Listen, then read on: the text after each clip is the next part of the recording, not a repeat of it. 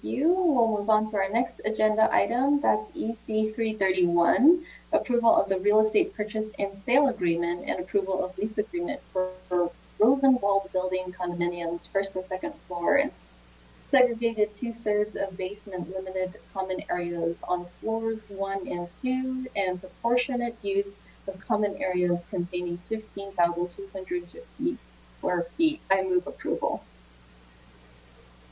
Councilor Jones and Councilor Bassan for a second, or maybe those are questions, but I will take it as a second from Councilor Bassan and Jones. All right, any questions or comments? Councilor Bassan.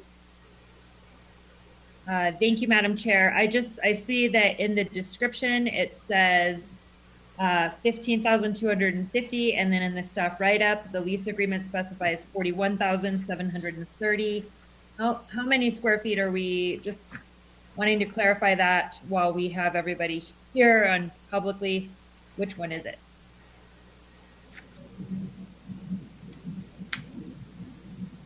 Madam Chair, Councilor Bassan, we have Alan Varela that's on the call right now. He can answer that. Are you there, Alan? Yes, I am. Thank you. And I will need to defer to that to either Michael Altamar, who worked on the details regarding the square footage in there. But I think there's a question as to the overall square footage of the building versus the common area. And that may be the source of the difference there. Hi, this is Michael Altamar. I believe Raylene is also on, and she could probably confirm. But yes, I believe that is the difference. We're talking about the shared common area space, which is it's just kind of the way it's smushed together in that summary. I think it just kind of isn't clear that that's what's being qualified versus the actual portion of the city's interest in the building that we are conveying. And then there's also a portion that's being leased, which is a different designation. So I don't know, Raylene, if you want to parse those out. Raylene, if you'd like to unmute yourself. There you go.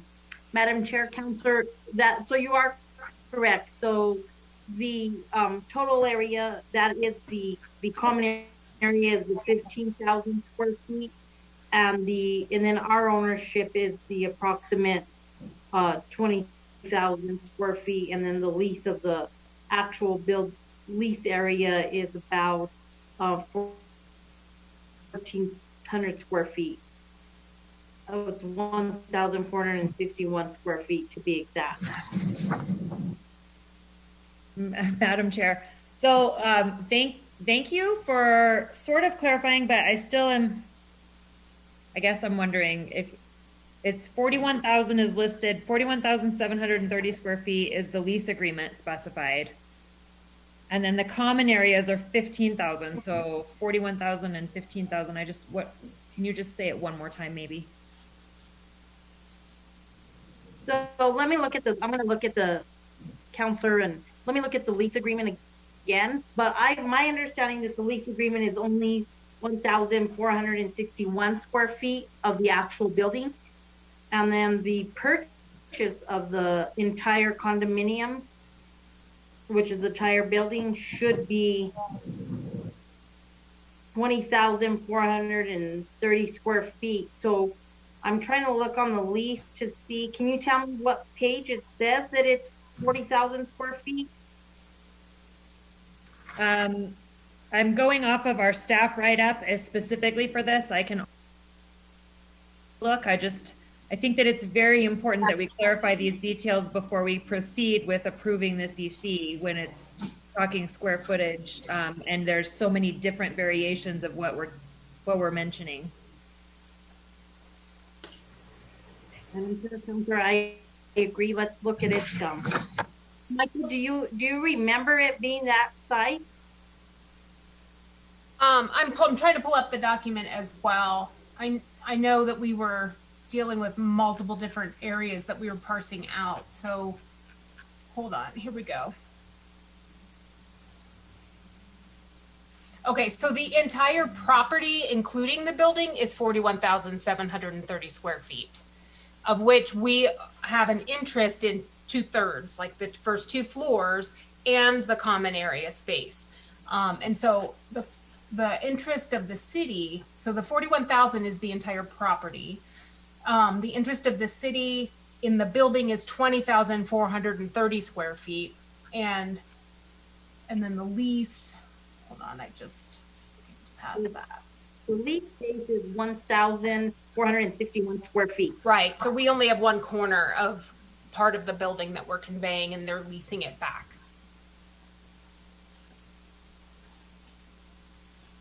Counselor Bassan, does that clarify your question? I mean, in all fairness, it's not my huge area of expertise, but it's about clear as mud. So if administration is happy with this and recommends moving forward, I'm going to see what Councilor Jones has to ask, and maybe that will enlighten me as well. All right, thank you. Counselor Jones? Thank you, Madam Chair. This at one time in my life was my expertise, and I have to tell you, this is the most confusing thing I have ever read in my life. I can't tell what size it was, who was what, who owned whom, and who's zooming whom right now. And I certainly can't tell how the sale of this property, how we are leasing it back, how much, what, I don't get it. This is a completely non-understanding on my part of anything that happened here. So would you try to break it down to, I understand when the city bought it, I know what we bought, and one entity owned the top floor, and the city owned the rest of it, but the top floor, did they also include a portion of that basement storage? Anyone who would like to answer that? Yes, they, the other owners own, or have an interest in the common space and this basement storage as well. And they have owned this building, a portion of this building, for how long? That I don't know. Raylene may know that. Madam Chair, Counselor, I don't know how long they've owned the building. I know that when we acquired it in, I believe, 2000. And I'll have to go back and look to make sure that on that. But the first owner that owns the top floor, he has not, we did try to buy it so that the city would own the entire building. He is not wanting to sell at this time. So we just own the 2/3, which is the second and third floor, a portion of the basement, and the common area. Okay. Which is what we have owned forever. Or since 2000. Yeah, correct. Okay. So now we're seeing that we can, since a true, something about the sale of the, since a true municipal purpose has been determined and an external appraisal of the property has completed, we can sell this. So the sale of the property is $350K and is being leased back at this amount, less $10K for earnest money. So we are leasing back the property to the former owner of the rest of the property. And we're leasing it back for, it's written up, so I really can't tell what we've done here. I think I have an idea of what we are trying to do, but it is just muddled mud. So we're transferring our interest, and it's a direct wash. We're transferring our interest to the developer. The developer is then going to lease. I'm sorry? Who is the developer? It is Q021 LLC. Okay. And is Q01 LLC has any relationship with the other owner of the top floor and the portion basement? No. Okay, that's the part that wasn't very clear in all of this. We had too many people in there and didn't identify who they were. So we are now selling this property for $350,000. for the appraised value, which we are getting back in tenant improvements and in credits to the lease. Well, the appraised value was 335K, but the last sentence after that says the sale of the property is 350K and is being leased back at this amount. At what amount? Less 10K in earnest money. What is the amount that we are leasing it back at, and what all are we leasing back? Or is the seller leasing it back? And what is it's pretty muddled. And I see Madam President, that Lawrence looking at this. Lawrence, maybe in real estate jargon, you could tell me very simply what we're doing here and who owned what, and will we end up owning what, and what are we paying, and what will we end up with? Yeah, Mr. Real, would you like to answer that? Madam Chair and Councilor Jones, let me give you a little bit of the history and what this transaction is. So if you'll recall, this property was originally going to be a museum. If you'll recall, it was going to be, I think, give me a second here. It was the Holocaust Museum. Right. The legislature appropriated money. Mr. Rael, Yes. I remember all of this. I was here, but Okay. I think for the sake of anybody who might still be watching this thing, it would be very helpful to know what's going on. Okay, so this was a Holocaust Museum property that was, the legislature appropriated money to have this building purchased back several years ago. When the building was, and this was identified by the community folks who were interested in putting in the museum at that site. When the state provided the funds to the city, again, this was, I'm going to say, you may remember the date better than I, but it was way before Mayor Keller's administration when this property was purchased. In fact, it may have been back in the days. Right. So as a result of that purchase, the city acquired the property with the state funds. However, the city was not able to buy the entire building because the one seller that we've talked about basically kept possession of one of the floors in the building. So we only owned 2 floors of the building. And as a result of that, we had attempted on various occasions to basically negotiate with the seller either to sell the building for the owner on the top floor to either sell the building to their portion of the building to the city, and they were unwilling to sell. However, because we had bought the other 2 floors with state funds back in the day, we were responsible for the maintenance and upkeep of the building. And so the city was paying up to $50,000 a year, if I'm not mistaken, and I'm looking at Shel Sanchez, our Director of Cultural Services. Her department was actually paying, and the city was paying this amount of money to maintain the building because we owned a portion of that. So as we began to look at this building and began to determine what is the best use for this building, etc., with an unwilling seller that owns a portion of the building, it was very difficult for the city to move forward with any kind of a long-term plan, yet we were putting in money year after year to maintain the facility. So in essence, we were paying $50,000 for a building that we only owned a portion of that building, and we really couldn't do much with it because we had an unwilling seller that owned a piece of that building. Now, I don't know how that transaction was done, councilors, back in the day when that building was purchased with state dollars. However, that's what we inherited when we began to look at this building.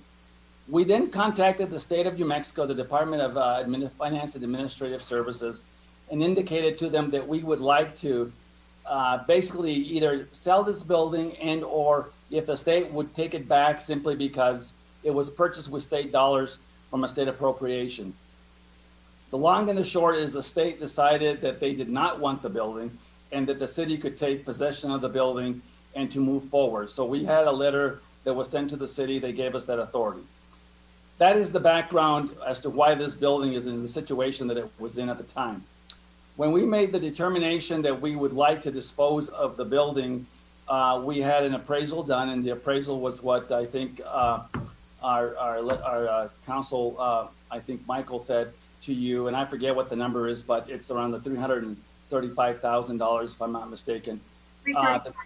235, right, that it was appraised at. So we also were looking at the opportunity for potentially using the building to build, to put a police facility there to help manage the activities that were happening in downtown. And you all know what those are, and we've talked about those on many occasions. So when we put it out for folks to see who would be interested in buying the building, this group that again that Raylene or Michael just iterated expressed interest in buying the building and paying the amount that we had appraised the building for. So what we decided to do was potentially is to work a deal where we could, for the value of the building, the owner agreed to let us have the building for free, for rent free for 13 years, so that we would be paid back in rental subs, if you will. We wouldn't have to pay the rent. They would give us that value. Plus, they would do the remodeling of the building so that we could move in a police substation. So the net issue is that the city doesn't pay anything except for some minor, I think, fees or some additional amendments that we want or amenities we want. I think we wanted security glass and some additional costs that were minor. But the point is that we're getting the building for use for APD to put a substation for the value of what we'd have gotten had we just sold the building outright to the developer. So it's a way to have us move into the building and have a station, and at the same time have a third party own the building and negotiate with the other owner, and maybe having it a private business transaction might make the rest of the building work, because it was clear that the city and the previous owner of the third floor were not going to get anywhere. Is that help in terms of what we're doing? Dr. Jones, did you want to ask a follow-up or? Yes, I want to use, that helps. The major question and the most confusing was the last sentence of the write-up, which says the sale of the property is $350K and is being leased back this amount plus $10K in earnest money. And I'm thinking, why are we going to sell it if we have to lease it back for the same thing we're selling it for? Now I get it. We're not leasing it back. Right. We're not leasing it back. They're giving us that value. That's right. All right. That's the part that never worked here on this write-up. It didn't make sense, but now I get it. Right. Thank so you. I think this really works well for the downtown area, and I think it's a very different way of managing this particular building, just because it's a very unusual scenario with the ownership.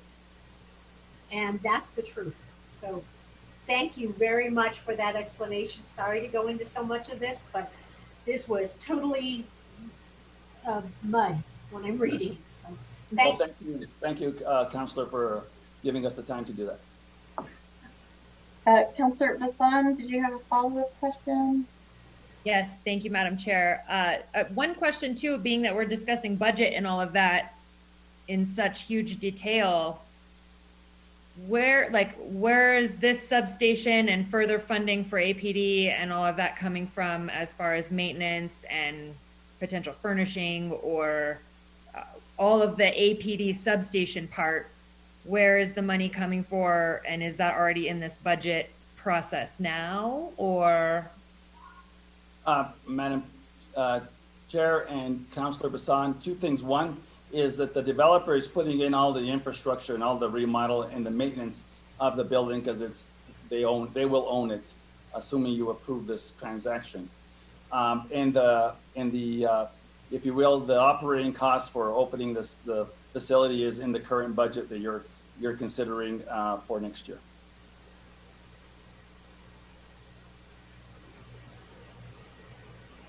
And if I may, Madam Chair, thank you.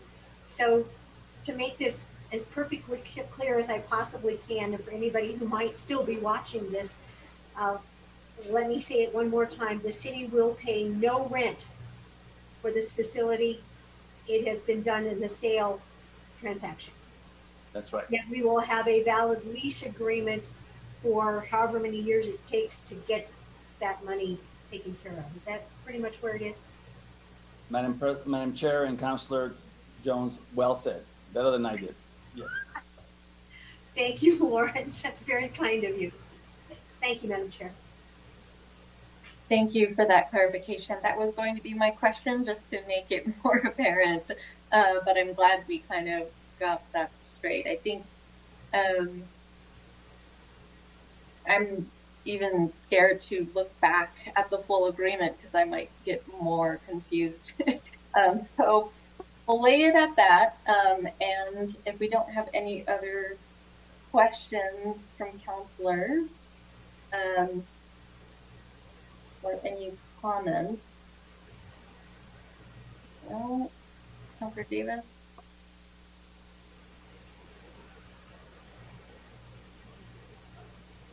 Okay, we will move to a vote. Counselor Bassan, Yes. Counselor Davis, Yes. Counselor Jones, Yes. Counselor Sena. Yes, Passes unanimously.